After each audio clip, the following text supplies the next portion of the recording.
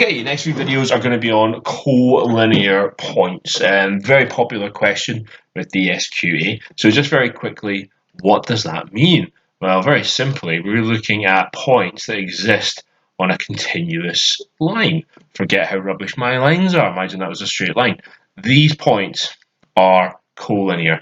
Okay, if I was to draw, for example, something like this, they would not be collinear because that line is now no longer continuous. Okay?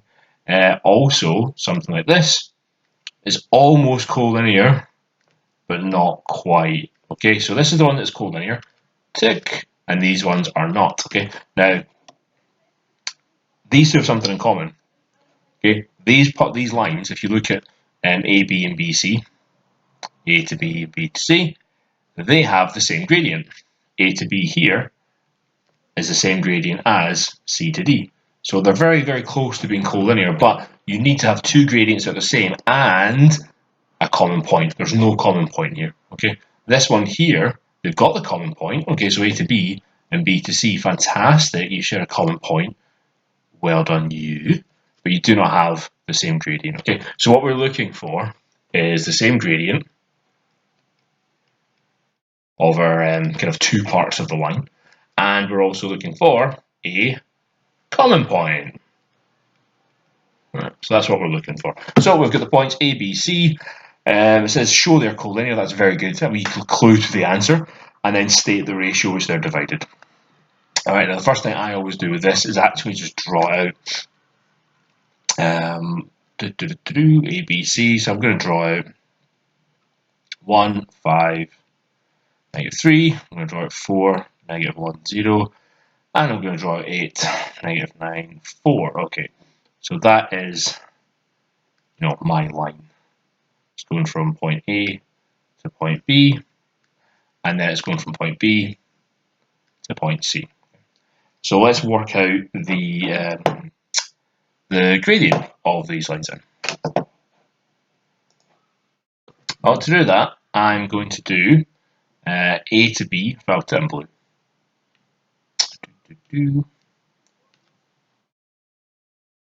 I'm going to do B to C, and I'm going to do A to B. So when I say I'm working out the gradient, I'm actually working out a vector. I'll show you what I mean in a second. So A to B is the same as point B, take away point A, and B to C is the same as C, take away B. That's one of our rows of vectors. So if I do B, take away A, I'm doing 4, -1, 0. Now at this point I quite like to write it vertically rather than horizontally. I mean 1, 5, and -3, just because I find it easier. So again, lots of different ways to write your vectors. You can write it in this form. You can call this, you could call this vector, U, call that vector V. You could also say, well, A, B is the same as B take away A. You can write it as a vertical or horizontal. Lots of different ways you can kind of effectively write the vector. Technically, these are coordinates along here, and this is a vector. But yeah, there's a few different ways to write it. So don't get too stressed out on it. Okay, the point is we're looking at 2 points in this line. We're looking at A to B and B to C. Okay, so I'm just going to draw a little line down here, and this is 8, -9, 4, and this is 4, -1, and 0. So if I do my sum, I'm going to 4 take away 1. So again, with this, you're doing 4 take away 1, -1 take away 5, and 0 take away -3. So that's going to give me, if I'll put it down here, there's a bit more space, isn't there? 4 take away 1 is 3, -1 take away 5 is -6, and that would give me 3. Okay, and over here, that would give me 8 take away 4, which is 4. -9 take away -1, and just take your time, watch your double negatives. Remember, 2 negatives make positive, and 4 take away 0 is 4. Okay, so that's the vector that I've moved. I'm moving 3 in the x, I'm going down 6 in the y, and along 3 in the z between these 2 points, and that's what I've done in that one. Now what we can now do is actually take out a common factor from this. So I can say, well, wait a minute, I am moving 3 lots of 1, -2, 1. And over here, I can say, well, I'm moving 4 lots of 1, -2, 1. Okay? And And this is how we know that we have collinearity, when we can see that we are moving in the same vector. So quite a, pretty cool, isn't it, when you break it down? But we know it's collinear. It said in the answer in the question it's collinear, and we can see here we've got this common vector. So that's a vector that is a scalar multiple of the total, So we've got 3 lots of this vector here and 4 lots there. So I can say that this is definitely collinear. And I can actually go a wee bit further than that. I can say that if I was to draw my vector, so I've got my A and my B, and I've got my C,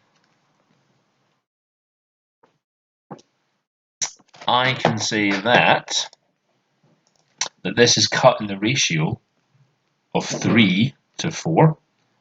And that means then that 4 ABs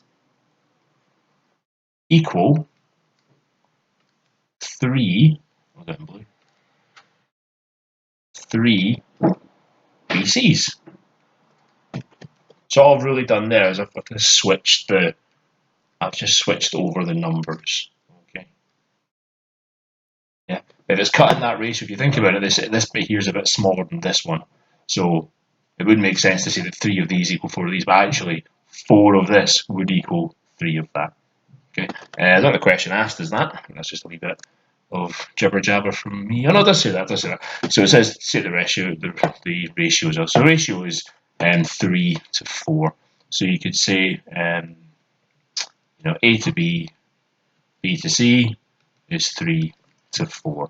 It cuts the line 3, 4. Absolutely. But how many ABs equal BCs? Well, 4 ABs then equal 3 BCs.